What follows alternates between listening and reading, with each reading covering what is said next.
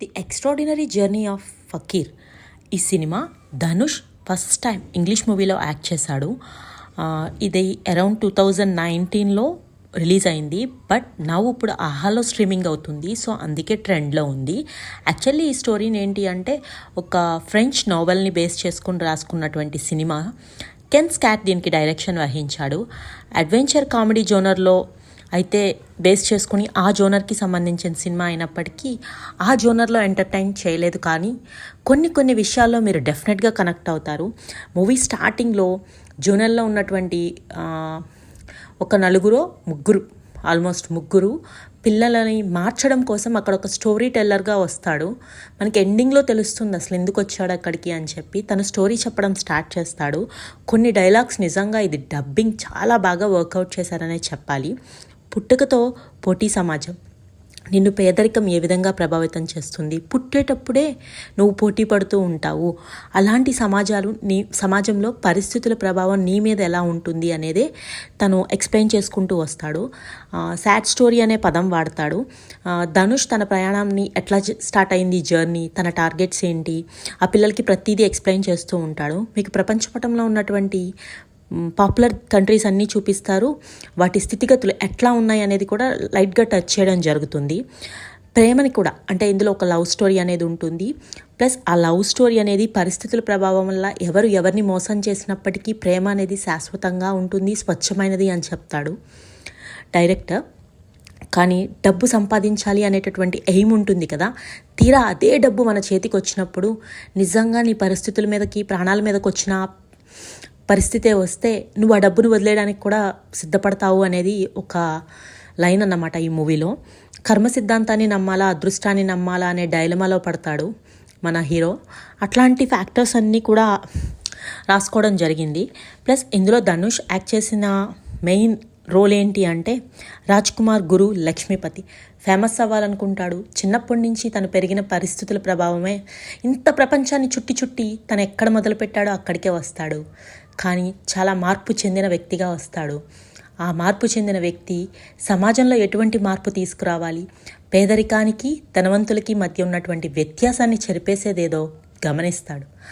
ఆ గమనించిన విషయాన్నే తన స్లమ్లో ఉన్నటువంటి పిల్లలకి ట్యూటర్గా మారి చెప్పాలనుకుంటాడు. తన లవ్ స్టోరీ సక్సెస్ అవుతుంది. ఇంకొంచెం డీప్గా ఈ మూవీని అనలైజ్ చేద్దామా? స్టోరీ విషయానికి వస్తే ముంబైలో ఉన్నటువంటి ఒక స్లమ్ ఏరియాలో రాజ్ కుమార్ మన హీరో ఆయన తల్లితో జీవిస్తూ ఉంటాడు. రాజ్ కుమార్కి ఊహ తెలియడం మొదలవుతుంటుంది. తనకి తండ్రి లేరని, ప్రతి వాళ్ళని తండ్రి తినేనా అని వాళ్ళమ్మని క్వశ్చన్ చేస్తూ విసిగిస్తూ ఉంటాడు. అలాగే తాము కూడా పేదవాళ్ళమనే విషయం అర్థమవుతుంది. తన తండ్రి ఎవరనేది తెలుసుకోవాలి, ఇది ఒక క్వశ్చన్ తన జీవితంలో. అలాగే తాము బాగా డబ్బున్న వాళ్ళం కావాలని కోరిక చాలా బలపడుతుంది. ఈ రెండు విషయాల గురించి ఆలోచనలతోనే తను చాలా పెద్దవాడవుతాడు. ఇటువంటి సమయంలో తన స్టడీస్ని పక్కన పెట్టి మ్యాజిషియన్గా మారతాడు. మాయలు చేస్తూ జనాల్ని మోసం చేయడం అంటే సోషల్ సర్వీస్ అంటాడు. వాళ్ళు చేసే దొంగతనాలే. కానీ ఆ ఏరియాలో ఉన్నటువంటి రౌడీ వీళ్ళని బెదిరించి వీడు సంపాదించిన దాంట్లో 60% పైన తీసుకుంటాడు. జీవితం ఒక మ్యాజిక్లా జరిగిపోవాలనే కోరుకునే రాజ్ కుమార్ డబ్బు సంపాదించడం కోసం మ్యాజిక్నే మార్గంగా ఎంచుకుంటాడు. ఒకరోజు ఆయన తల్లి చనిపోతుంది. చాలా కాలం క్రితం తన తల్లికి ఒక లెటర్ రాయడం జరుగుతుంది. ఆ లెటర్లో చాలా క్లియర్గా ఉంటుంది వాళ్ళ నాన్న ఒక మెజిషియన్ అని చెప్పి, తను ప్యారిస్లో ఉన్నటువంటి ఈఫిల్ టవర్ దగ్గర ప్రతి ఆదివారం మ్యాజిక్ షోని కండక్ట్ చేస్తూ ఉంటాడని. ఎప్పుడైతే వీళ్ళ ఫ్యామిలీ అంగీకరించారో అక్కడికి వచ్చేయమని చెప్పి వాళ్ళ మదర్కి లెటర్ రాస్తారు. ఆ లెటర్ బేస్ చేసుకుని తను ప్యారిస్ వెళ్ళాలని చెప్పి డిసైడ్ అవుతాడు. తన తండ్రిని కలుసుకోవాలనే నిర్ణయానికి వస్తాడు. తనకి కావాల్సిన డబ్బు అంతా అరేంజ్ చేసుకుంటాడు. ఎలాగైనా సరే తన తల్లి యొక్క అస్థికలను తన తండ్రి సమక్షంలోనే కలపాలి అని చెప్పి నిమజ్జనం చేయాలనే ఉద్దేశంతో బయలుదేరతాడు. సో ప్యారిస్ వెళ్ళడానికి మెయిన్ రీజన్ దీనికి ఉంటాయి. అనుకోకుండా అక్కడ ఒక అమ్మాయి కలవడం, లవ్లో పడడం, మళ్ళీ సడన్గా తను ఒక ఇల్లీగల్ అంటే ఇమ్మిగ్రెంట్ లాగా అక్కడికి వెళ్ళిపోవడం, రకరకాల దేశాలు చుట్టి రావాల్సిన పరిస్థితి రావడం, అక్కడి నుంచి తను ఎలా బయటపడతాడు.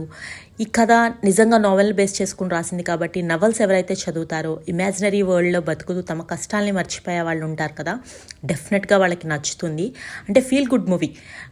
మిగతా ఎవరితోనూ మీరు కనెక్ట్ అవ్వకపోవచ్చు, కానీ ధనుష్ యాక్టింగ్ ఉంటుంది, నిజంగా చాలా బాగుంటుంది. అంటే రకరకాల ఆస్పెక్ట్స్ ఉంటాయి ఇందులో. ఎమోషన్స్ పెద్దగా ఏమీ వర్క్ అవ్వవు, కానీ ఎట్ లాస్ట్ తను ఇవ్వాలనుకునే మెసేజ్ చాలా బాగుంటుంది. సినిమా స్టార్టింగ్లో ఉన్నటువంటి డైలాగ్స్ చాలా బాగుంటాయి.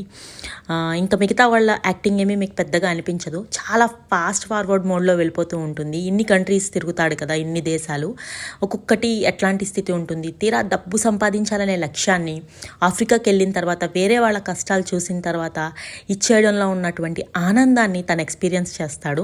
అది చాలా బాగుంటుంది. మూవీలో ఏంటి అంటే మిస్ అవుతారు.